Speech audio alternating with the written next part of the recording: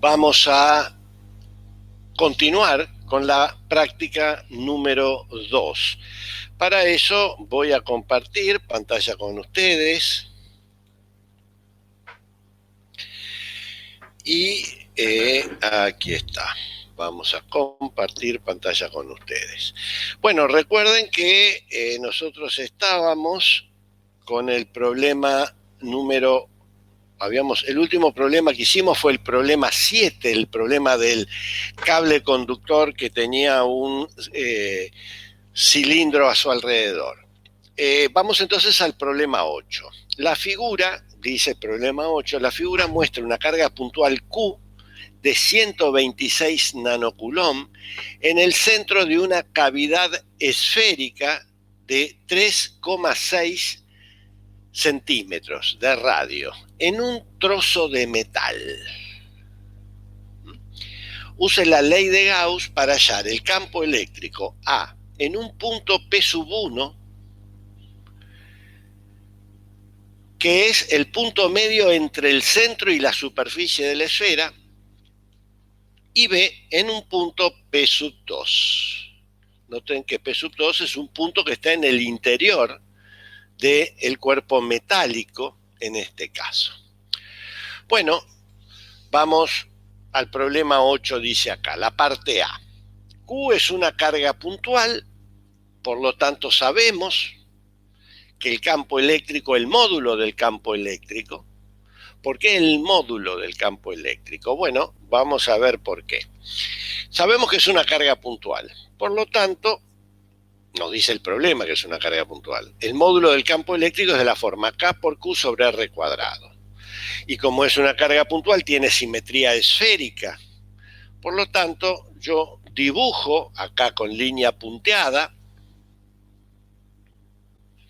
una esfera concéntrica con la carga, que es una superficie cerrada que la llamo S. Ahora bien, noten ustedes que el punto P1 es un punto de la superficie cerrada S. Yo sé que cualquier semirrecta que nace en la carga puntual Q, que es positiva, ¿por qué? Sé que es positiva y porque me dicen que Q es 126 nanocoulomb, des en cuenta que delante del 1 le antecede no hay explícitamente un signo, por lo tanto asumo que el signo es positivo, por tanto la carga es positiva. Entonces una semirrecta que nace en esa carga positiva va a pasar a través de la superficie S en forma normal, y esa semirrecta me va a dar la dirección que va a tener el campo eléctrico en ese punto P1. Como la carga es positiva, yo sé que el sentido va a ser saliente y lo único que no conozco es el módulo del campo eléctrico. Pero el campo eléctrico tiene esta expresión. Por lo tanto, si Q son 126 nanocoulomb, es decir, 126 por 10 a la menos 9 coulomb, el radio es 1,83 centímetros porque me dan el diámetro. Esto significa que es 1,83 por 10 a la menos 2 de metro. Y bueno, reemplazo el valor de estas magnitudes en la expresión del módulo del campo eléctrico y obtengo que el campo eléctrico en el punto P1 tiene un módulo que es 0,03 newton sobre coulomb. Recuerden que el campo eléctrico lo hemos definido como el cociente entre la fuerza sobre la carga de prueba dividido la carga de prueba. Por lo tanto, sus unidades son fuerza dividido carga, es decir, newton dividido coulomb. Bueno, ¿qué pasa en el punto P2?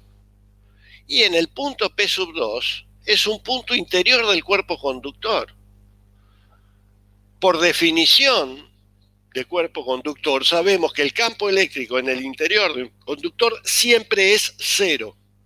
Esté cargado, esté descargado, esté en presencia de un campo eléctrico externo, siempre en el interior de un conductor el campo eléctrico es cero. De ahí es que el campo en P2 es cero. Como ven, esto es un problema sencillo. Nosotros antes teníamos, en general, Acá tenemos la carga y tenemos una esfera. La esfera es una cavidad esférica. El conductor está del lado de afuera, no del lado de adentro. Pero el manejo de las mismas ecuaciones es el mismo. Para calcular el campo eléctrico en el interior de la cavidad, y bueno, ¿qué ocurre? Elijo una superficie cerrada S, pero ¿qué encierra? Y una carga puntual, y si encierra una carga puntual, el campo tiene que ser de una carga puntual. Eso es lo importante. Bueno, vamos al problema 9. El problema 9 que nos dice, el problema 9 nos dice que una distribución de carga volumétrica fija de densidad uniforme ρ mayor que 0 ocupa un volumen esférico de radio R. Calcula el campo eléctrico en todo el espacio, usando la ley de Gauss, y luego dice, se coloca una carga puntual menos Q en el centro de la esfera y se la deja libre. ¿Queda o no en equilibrio en el centro? Si es afirmativa la respuesta, el equilibrio es estable o inestable. Si la carga tiene una masa m y se desplaza del centro de la esfera, pero siempre quedando dentro de ella, calcule la fuerza que experimenta y pruebe que su movimiento es un movimiento armónico simple, encuentre el periodo de oscilación. Bueno, vamos a ver. Recuerden que yo tengo una esfera uniforme de radio R y su carga está uniformemente distribuida en su volumen. Nosotros ya hemos hecho en la teoría el cálculo del campo eléctrico en el interior de la esfera. Recuerden que esto era el caso de una esfera maciza y nosotros hicimos ya ese cálculo en la teoría. El campo eléctrico lo obtuvimos, el vector campo eléctrico es igual a ρ sobre 3 epsilon 0 en la dirección del vector R, donde el vector R es un vector que va desde el origen de la esfera al punto en que yo quiero calcular. Ahora me dicen, noten ustedes lo siguiente, me dicen que a una distancia R, como se ve en la figura, coloco una carga negativa menos Q. Y me preguntan cuál es la fuerza. Bueno, claramente la fuerza va a ser el producto de la carga, en este caso menos Q, por el campo eléctrico que ella siente, pero el campo eléctrico que siente en el interior de una esfera uniformemente cargada en su volumen es el que acabamos de calcular, este que está aquí. De ahí obtenemos que la fuerza tiene esta expresión. Noten ustedes que esta fuerza, el escalar que antecede al vector R, lo puedo designar con la letra K mayúscula.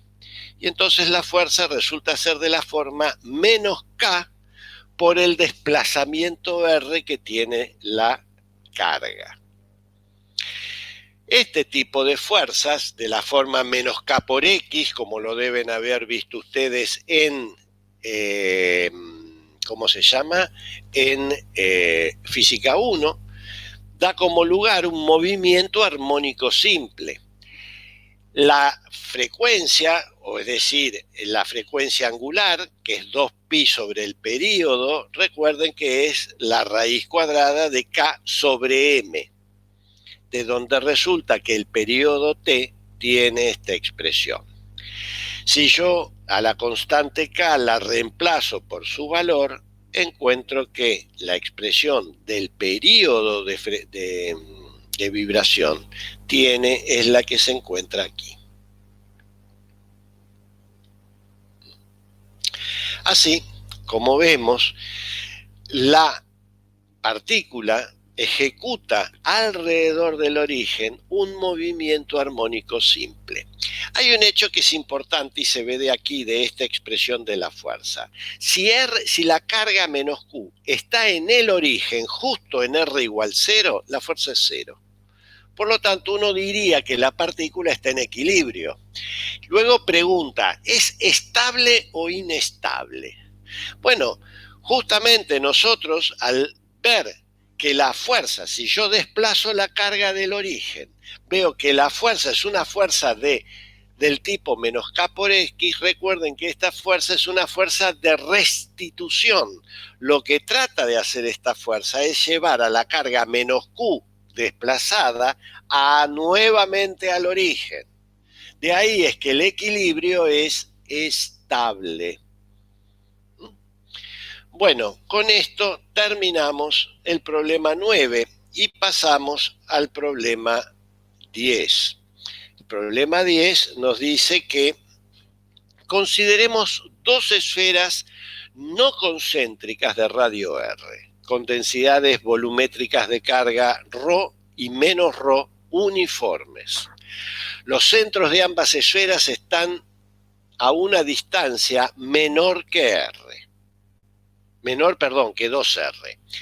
Si D es el vector que va del centro de la esfera positiva al centro de la esfera negativa, pruebe que el campo eléctrico en la intersección de las esferas es constante y encuentre su valor.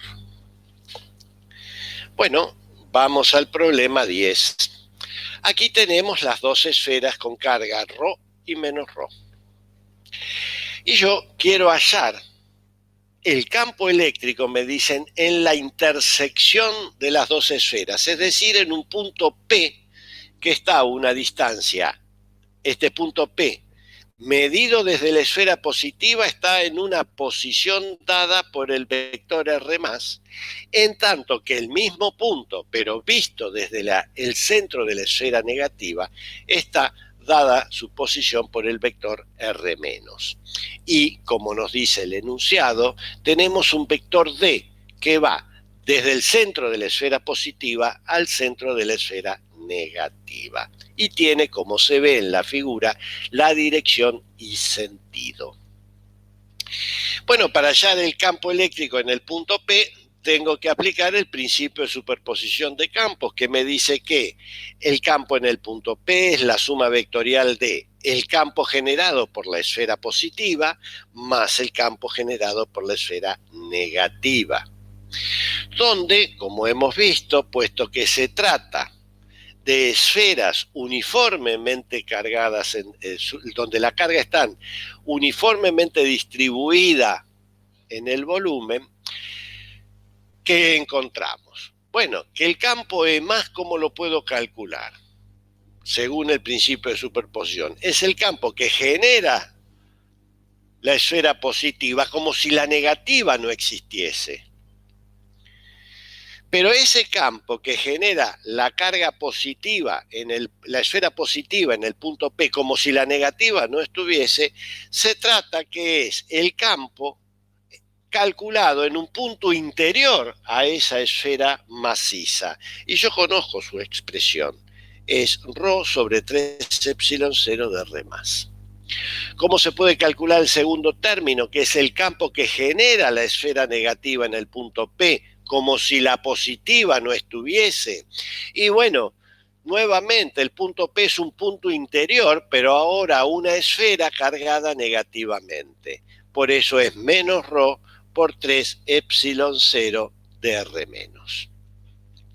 Si yo quiero hacer esta suma vectorial, claramente va a ser la suma de estos dos términos, que, como se ve, si yo extraigo factor común, el escalar ρ sobre 3 epsilon 0, resulta que es el vector R+ menos el vector R-.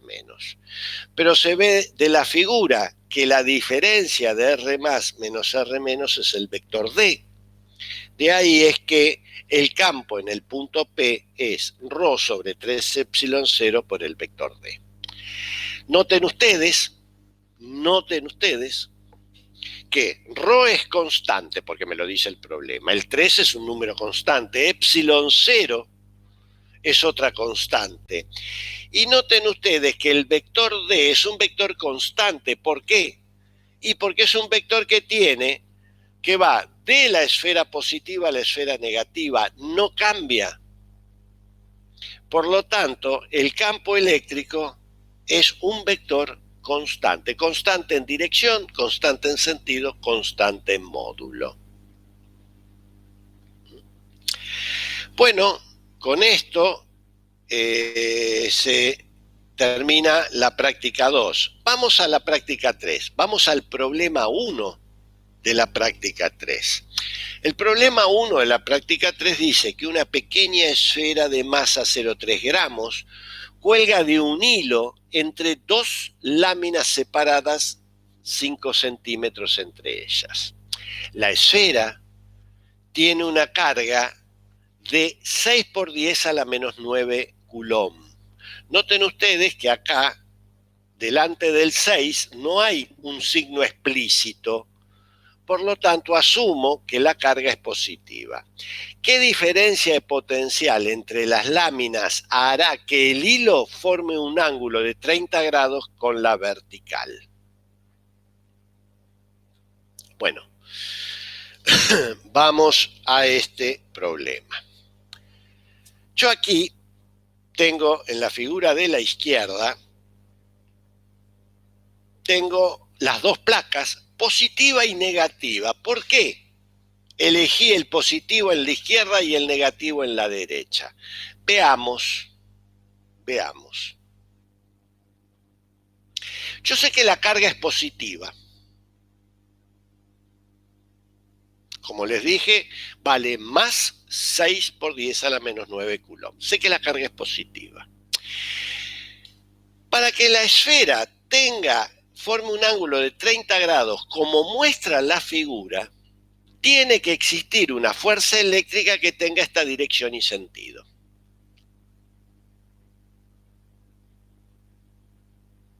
Y para que la fuerza tenga esta dirección y sentido, la fuerza eléctrica tenga esta dirección y sentido, como la carga es positiva, el campo eléctrico tiene que tener la misma dirección y sentido. ¿Por qué? Porque la fuerza eléctrica es el producto de la carga por el campo eléctrico.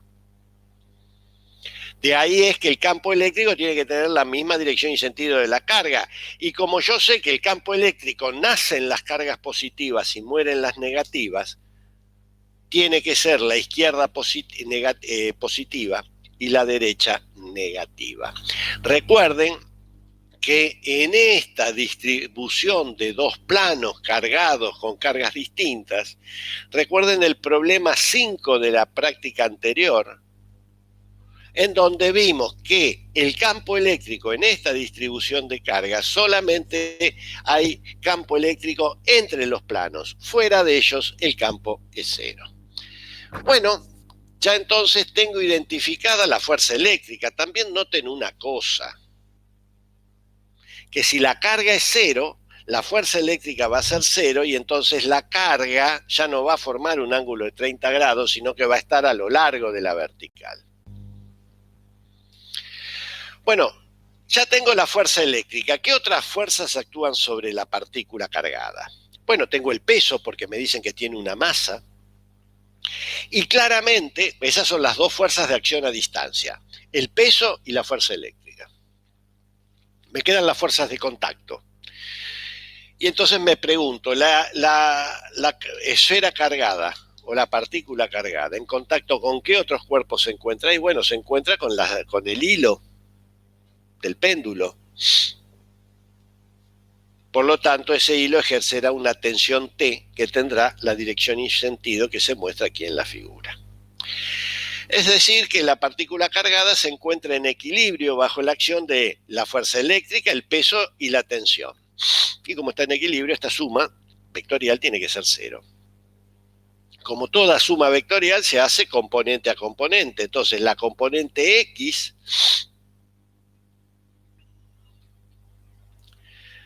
para calcular la componente X es la suma de las componentes X de cada una de estas fuerzas. Entonces comienzo. ¿La fuerza eléctrica tiene componente en X? Sí, claro que la tiene.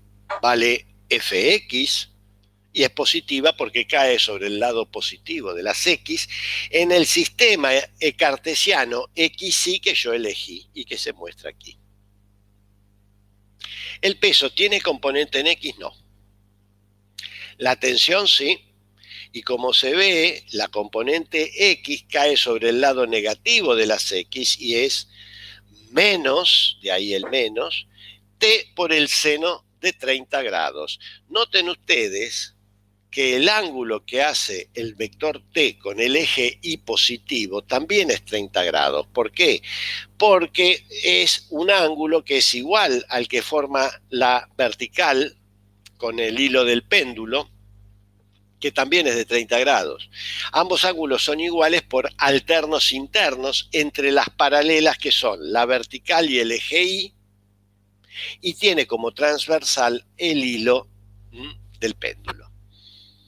Menos seno de 30, igual a 0. La componente y, por otro lado, es la suma de las componentes y de los tres vectores. Y entonces me fijo, ¿la fuerza eléctrica tiene componente en y? No. El peso sí, es negativo, de ahí es que es menos el peso, y la componente X de la tensión es T coseno de 30. Así, la suma vectorial me da estas dos ecuaciones, que T seno de 30 es la fuerza eléctrica, el módulo de la fuerza eléctrica, y T coseno de 30 es el peso. Noten ustedes que aquí me preguntan, no conozco la fuerza, porque no conozco el campo eléctrico, y tampoco conozco T, la tensión. Es decir, tengo un sistema de dos ecuaciones con dos incógnitas. Bueno, ¿cómo poder resolverlo? Bueno, vamos a tratar de eliminar una de las incógnitas, la tensión T. ¿Por qué elimino la tensión T? Porque no me piden la tensión, me piden otra cosa. Bueno, ¿cómo puedo eliminarla? Y divido miembro a miembro las anteriores ecuaciones. Entonces, si yo divido miembro a miembro, me queda que T seno de 30 dividido T coseno de 30 es la fuerza eléctrica sobre el peso. Noten ustedes que en el miembro de la izquierda las tensiones se simplifican porque están en el numerador y en el denominador, y el cociente seno de 30 a coseno de 30 es la tangente de 30.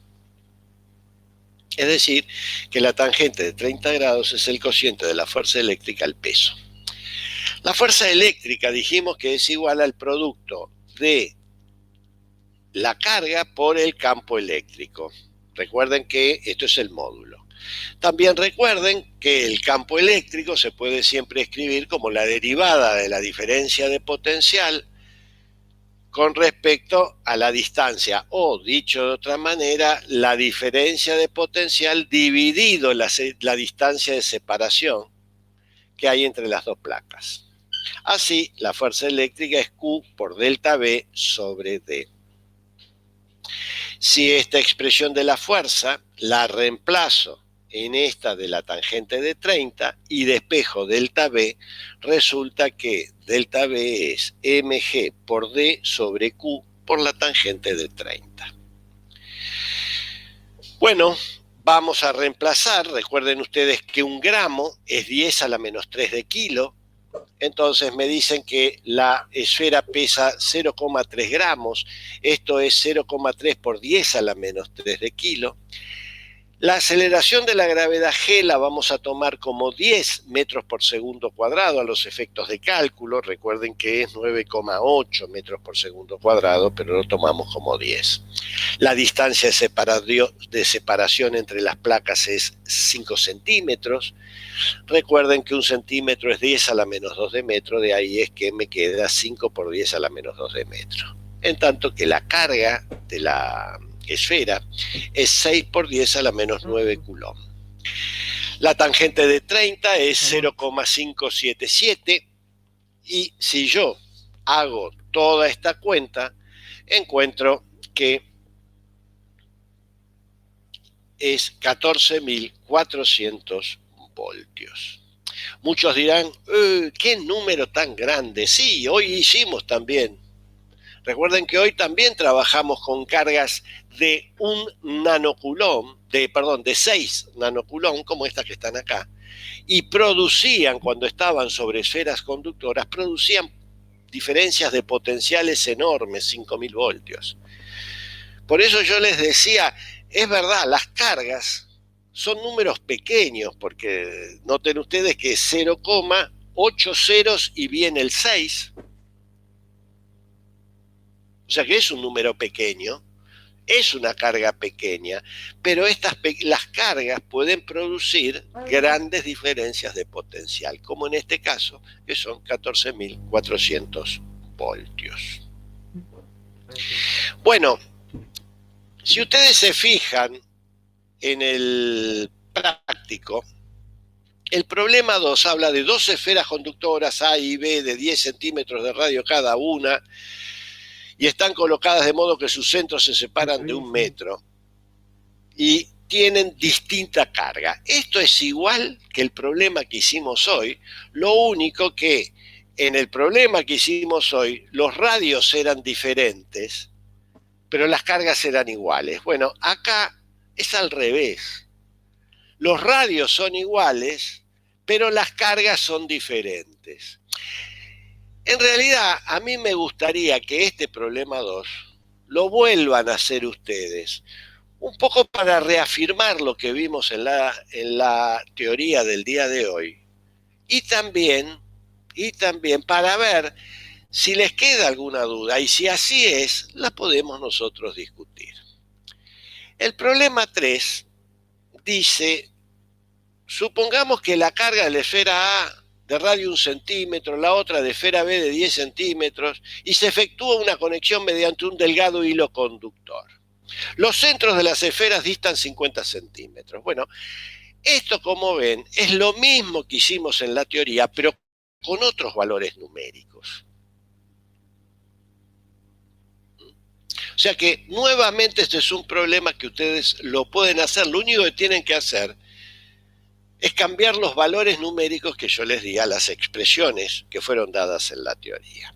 Lo mismo ocurre con el problema 4. Se realiza un orificio en la esfera de 10 centímetros, lo suficientemente grande como para introducir una esfera de 1 centímetro. Y acá uno tiene que hallar, dice, si Q de B es la carga inicial de esfera B y Q de A es la... calcular el potencial de B, el potencial de A y la diferencia de potencial. Es lo que hicimos hoy. O sea que el problema 4 también lo pueden ver. Problema 5 no lo vamos a hacer. Y el problema 6, dense en cuenta que es el mismo que el problema 4, pero acá es al revés. Acá le dan las cargas y ustedes lo que tienen que hallar es el potencial. Nosotros, ¿qué hicieron en el problema 4? Tenían el potencial, tenían que hallar, tenían las cargas, hallaban el potencial. Acá tienen el potencial, tienen que hallar las cargas. Este es un problema que también lo pueden hacer ustedes. El problema 7 no lo vamos a hacer. Así es que, alumnos, a mí me gustaría que aprovechen, dado que vuelvan a hacer ustedes solos los problemas, a los efectos que son problemas que los hemos hecho en la teoría, las expresiones están, lo único que tienen que cambiar son los valores numéricos, lógicamente que exige el cálculo usando una calculadora, pero bueno, eso no ofrece mayor dificultad. Me gustaría que los vuelvan a hacer para reafirmar un poco los conceptos que hemos visto el día de hoy, que son conceptos importantes, porque dense en cuenta que cada vez estamos hablando de situaciones realistas, situaciones en las cuales se encuentran ustedes o en sus casas o pueden encontrar también en la universidad cuando volvamos. Así que de esa manera me gustaría que esta práctica 3 la vuelvan a hacer ustedes. Claramente, la clase que viene vamos a comenzar con un nuevo tema, que es el de capacitores. Hoy nosotros cuando hablamos de las esferas, dijimos que las esferas conductoras tenían la capacidad de adquirir carga proporcional a su radio. Bueno, esta idea que hemos visto hoy, este caso particular que hemos visto hoy, el caso particular de las esferas, queremos generalizarlo a cualquier cuerpo conductor. Recuerden que, como siempre, la estructura de este curso es analizar casos particulares para llegar al caso general. Bueno, hoy vimos un caso particular, el de las esferas conductoras, que tienen una capacidad de adquirir carga que es proporcional a su radio.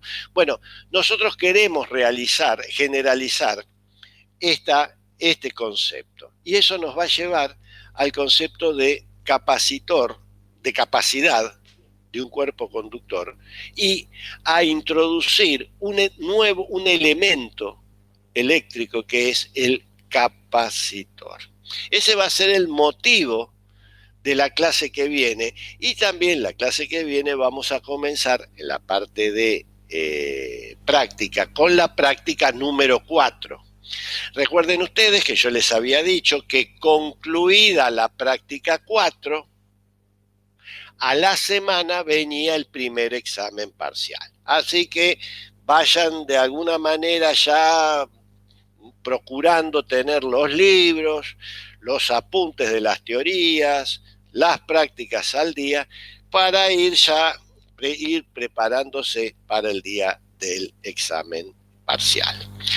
Por lo pronto, yo me despido de ustedes hasta el día miércoles a las 9 de la mañana, en oportunidad que nos encontraremos para comenzar con este nuevo tema que es capacitores. Hasta el miércoles, alumnos.